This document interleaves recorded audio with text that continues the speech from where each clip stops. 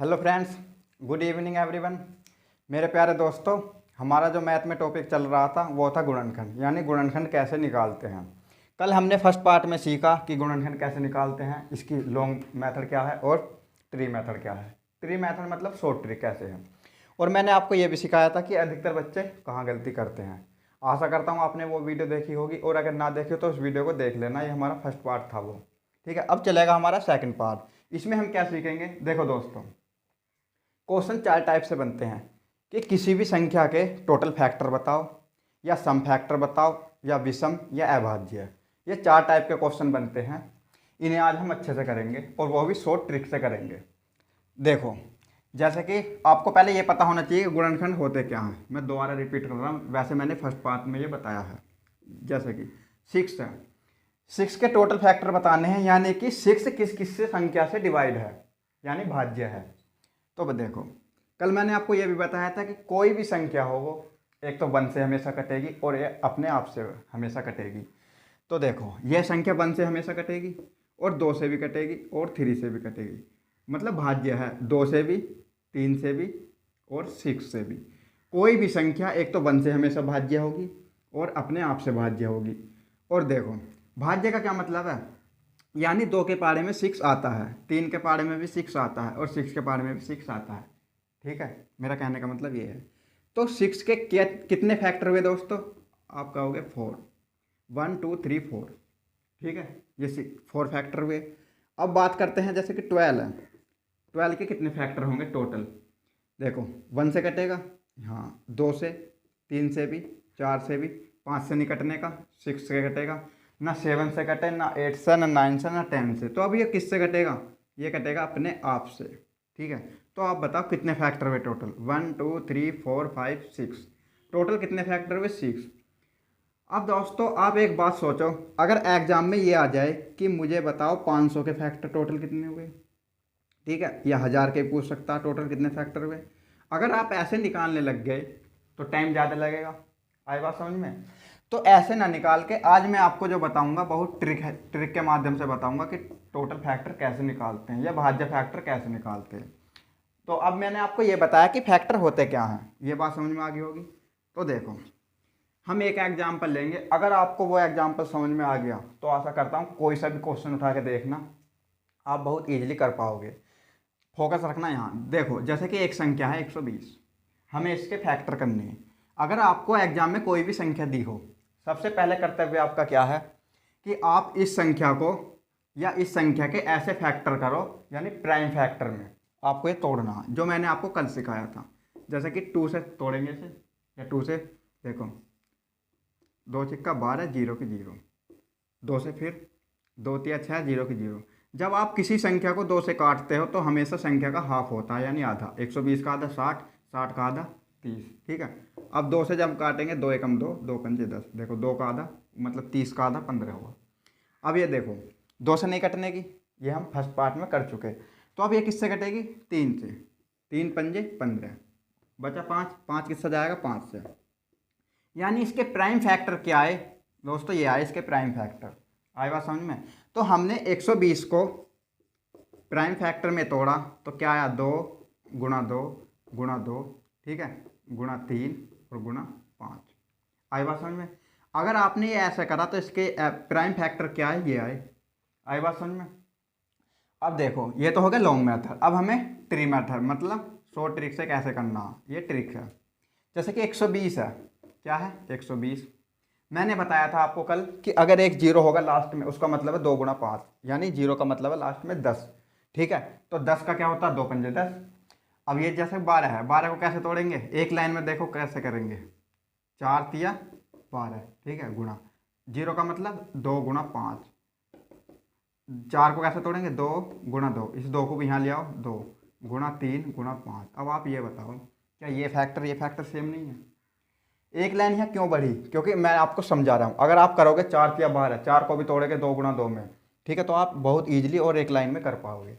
ऐसा तोड़ने के बाद आपको क्या करना है, ये शॉर्ट मेथड है, ये लॉन्ग मेथड है, लेकिन गुणनखंड निकालने आने चाहिए आपको, चाहे आप ऐसे निकालो या ऐसे।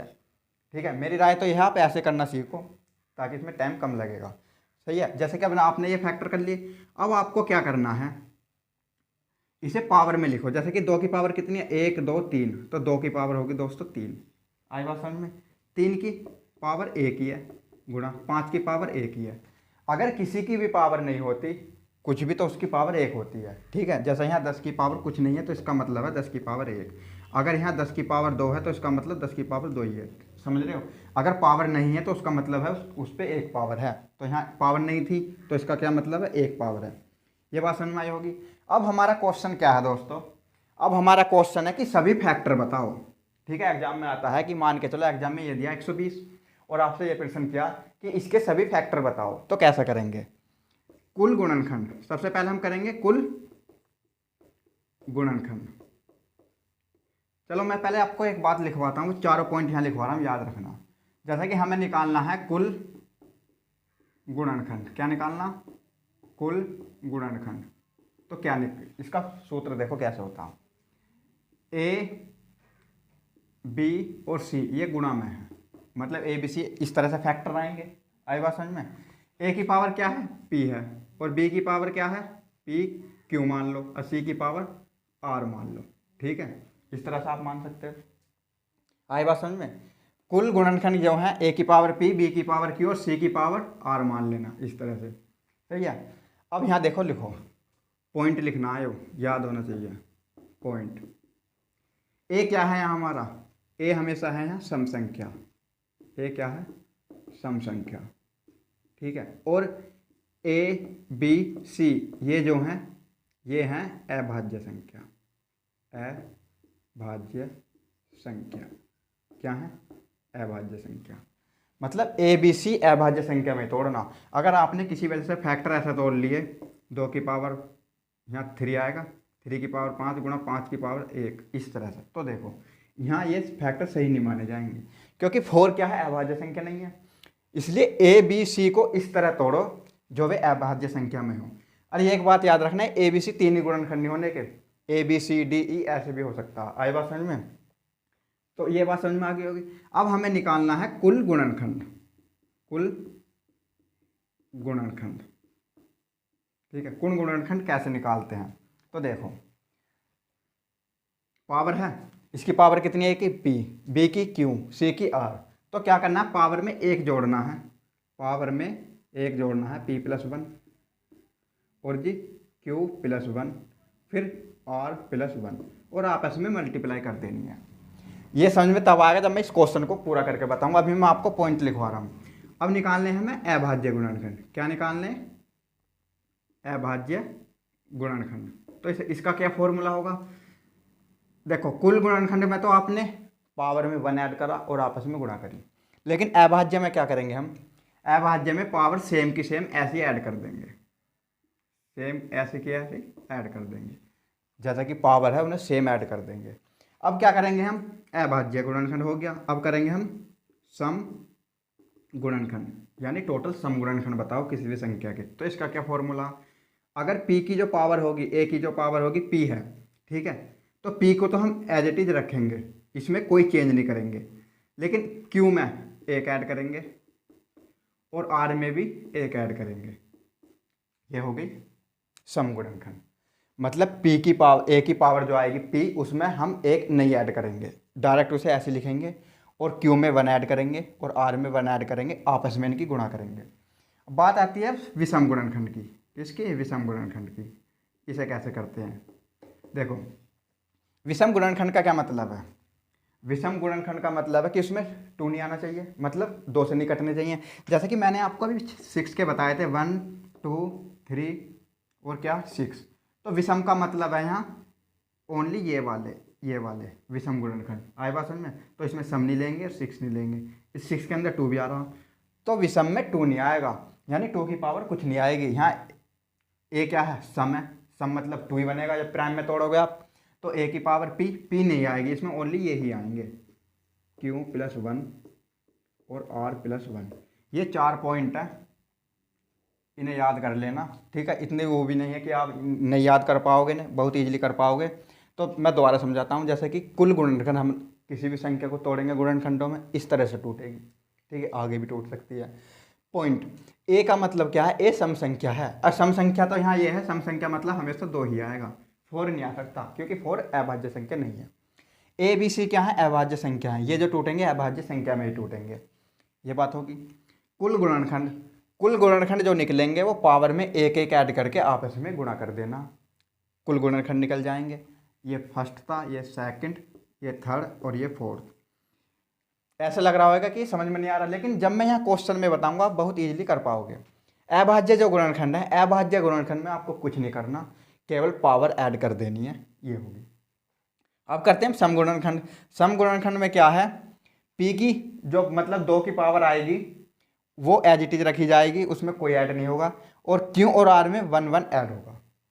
विषम में ए की पावर नहीं आएगी, पी नहीं आएगा, क्यू प्लस 1 और आर प्लस 1 ही होगा। क्यों होगा, क्योंकि विषम में हमें ये लेना, ठीक है। देखो जैसे हमने 6 के फैक्टर करे थे तो इसमें ये फैक्टर आए थे इसके, इसमें सम भी है, विषम भी है और अभाज्य भी है, इसके अंदर सब है, ठीक है। अगर कुल में पूछेगा, कुल के अंदर सभी आ जाएंगे, सम भी, विषम भी और अभाज्य भी।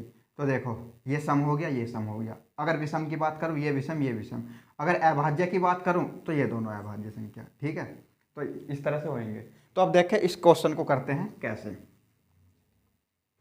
जैसे कि हमने 120 के निकालने, हमने 120 के फैक्टर करे प्राइम फैक्टर के रूप में, तो हमारे ये आए, ठीक है। अब हमें निकालने हैं इसके क्या, कुल गुणनखंड। क्या निकालने, कुल गुणनखंड। तो देखो कैसे निकालते हैं। कुल गुणनखंड का मतलब क्या है, पावर में एक एक ऐड करना, ठीक है। तो पावर में हम एक एक ऐड करेंगे, जैसे कि पावर इसकी क्या 3, ठीक है, तो इसमें एक ऐड हो जाएगा, क्या आ जाएगा 4। इसकी पावर क्या है 1, एक में एक ऐड होएगा, क्या आएगा, इस तरह से करो, देखो 3 + 1 आए बात समझ में। और 1 में 1 ऐड होएगा, 1 + 1, ठीक है। 1 में 1 ऐड होएगा, 1 + 1। तो 3 और 1 कितने होते हैं दोस्तों, 4। 1 और 1 2, 1 और 1 2।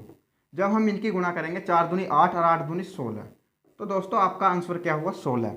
यानी 120 के अभाज्य मतलब कुल जो गुणनखंड आए वो कितने आए 16। ये बात समझ में आई। पावर में एक एक ऐड करना है, ये आपके गुणनखंड है। अब बात करते हैं अभाज्य गुणनखंड की।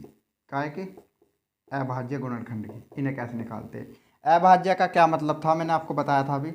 अभाज्य जो गुणनखंड है, power as it is add करनी है आपको। तो पावर देखो पी क्यू आर, और यहाँ हमारी पी की वैल्यू क्या 3 और क्यू की वैल्यू क्या 1 और आर की 1। ऐसे दोस्तों गुणनखंड आगे भी हो सकते हैं। तो इन्हें पावर को ऐसे ही ऐड कर देना है, 3 + 1 + 1। तो क्या आया 3 और 1 4 और 1 5। यानी अभाज्य जो फैक्टर आए, अभाज्य फैक्टर आए वो क्या आए इसके 5, ठीक है। अब तीसरा पॉइंट रह गया हमारा। तीसरा पॉइंट क्या है, सम फैक्टर बताने हमें। क्या बताना हमें, सम फैक्टर। देखो यानी सम गुणनखंड, सम गुणनखंड कैसे निकालेंगे। सम गुणनखंड का फॉर्मूला क्या है, ए की जो पावर होगी पी उसे एज इट इज रखना है, ठीक है। क्यू + 1 करना है। तो देखो ए की पावर का क्या मतलब है, ए है सम संख्या, सम संख्या क्या है 2, तो 2 के गुणनखंड हमें ऐसे रखने हैं। क्या रखने हैं हमें, 3 आएगा, ठीक है। और देखो इसमें 1 1 ऐड हो जाएगा, इसकी पावर में 1 ऐड होएगा, क्या आएगा 2। इसकी पावर में 1 होएगा, क्या आएगा 2। इनकी आपस में गुणा कर देनी है, 3 दूनी 6 दूनी 12, ठीक है। यानी 12 जो गुणनखंड आए वो आए सम गुणनखंड। आए बात समझ में। पी को ऐसे ही रखना है। तो पी का मतलब दोस्तों क्या है, मैंने आपको बताया है, पी जो है वो सम संख्या का गुणनखंड है। सम संख्या क्या है यहाँ 2 की पावर 3, तो 3 जो वैल्यू हुई है दोस्तों पी की है, ये काय की वैल्यू क्यू की, ये काय की आर की। ये बात भी आपको याद रखनी है, ठीक है। ये जो 2 मैंने पॉइंट लिखवाए। अब बात करते हैं विषम गुणनखंड की। क्या है कि विषम गुणनखंड की। विषम गुणनखंड का क्या मतलब है, जो सम फैक्टर की जो पावर होगी उसे हम छोड़ देंगे, ठीक है। सम मतलब यहाँ क्या 2 की पावर को हम छोड़ देंगे, क्या लेंगे बस क्यू + 1 आर + 1। तो इसमें 1 1 ऐड करेंगे हम, किसमें, इसमें। जैसे 3 की पावर 1 है तो 1 + 1, ठीक है। और 5 की पावर 1 है तो 1 + 1, ये वैल्यू होगी। 1 1 कितना होगा 2, और ये हो गया 1 1 2। तो 2 दूनी 4, आपस में गुणा भी करनी है। तो ये फैक्टर आए। आई बात समझ में आपको। तो देखो टोटल फैक्टर हमारे कितने थे 16, ठीक है। टोटल फैक्टर हमारे 16 थे। मैंने आपको ये बताया कुल गुणनखंड ऐसे निकलेंगे, अभाज्य गुणनखंड ऐसे, और सम गुणनखंड ऐसे, और विषम गुणनखंड ऐसे निकलेंगे। हमने कुल गुणनखंड निकाले, पावर में एक एक ऐड करनी है, 3 में 1 होएगा, 4, ठीक है, 1 और 1 2 और 1 और 1 2, 4 दूनी 8 दूनी 16, तो टोटल फैक्टर कितने हैं? 16, ठीक है। इसमें अभाज्य गुणनखंड कितने हैं? अभाज्य गुणनखंड 5 है, सही है। अब किसी भी संख्या के आप गुणनखंड करोगे या तो वे सम आएंगे या विषम आएंगे, सम और विषम का योग 16 ही होना चाहिए। टोटल फैक्टर जब हमारे 16 हैं, आई बात समझ में, टोटल फैक्टर कितने? 16, तो सम और विषम का योगफल भी 16 होना चाहिए। यहाँ 12, यहाँ 4, 12 4 कितने हो गए दोस्तों? 16। ये बात समझ में? 16, ठीक है। आशा करता हूँ ये बात समझ में आई होगी। अब मान के चलो जैसे कि 6 है, ये हमें 6 के एक फैक्टर करने हैं, तो ये 1 से कटेगा, 2 से कटेगा, 3 से कटेगा और 6 से कटेगा। टोटल कितने फैक्टर हुए? टोटल दोस्तों इसके हुए 4 फैक्टर। आई बात समझ में? 4। तो इसमें देखो 2 तो है सम और 2 है विषम, लेकिन सम और विषम का योग कितना है? 4 ही होना चाहिए। ऐसे मैं आपसे यहाँ कहना चाह रहा हूँ, जब हमने 120 के फैक्टर करे, उसके टोटल फैक्टर आए 16, तो 16 मतलब सम और विषम का योग 16 होना चाहिए, ठीक है। अगर चारों को आगे ऑप्शन, मतलब चारों क्वेश्चन आगे की सभी फैक्टर बताओ और आप जल्दी जल्दी में आपका अगर योग 16 ना हो, जैसे किसी क्वेश्चन में 16 फैक्टर आए, सम और विषम का योग 16 ना हुआ, तो इसका मतलब आपने क्वेश्चन गलत कर दिया, ठीक है। अगर कुल फैक्टर 20 आ रहे हैं, तो मेरा कहना आपसे ये है, सम और विषम दोनों गुणनखंडों का योग 20 होना चाहिए। अगर 19 या 18 रहेगा तो आपका क्वेश्चन गलत है, ठीक है। ये मैंने आपसे यहाँ प्रूव करके बताया आपको। देखो टोटल आए है 16, सम और विषम जब ऐड करेंगे तो 16 बैठ रहा। यहाँ मैंने आपको 6 का करके बताया, टोटल फैक्टर 4, ठीक है, और सम और विषम का योग भी 4 है। तो उम्मीद करता हूँ दोस्तों आपको ये बात समझ में आई होगी। इसका जो हमारा नेक्स्ट पार्ट है वो आएगा, थर्ड पार्ट जो है उसमें हम करेंगे कि गुणनखंडों का योग कैसे करते हैं, अभाज्य का या कुल का, सम का, इनका योग कैसे करते हैं। योग पे भी क्वेश्चन आ जाता है, ठीक है दोस्तों। ये मेरा फ़ोन नंबर है,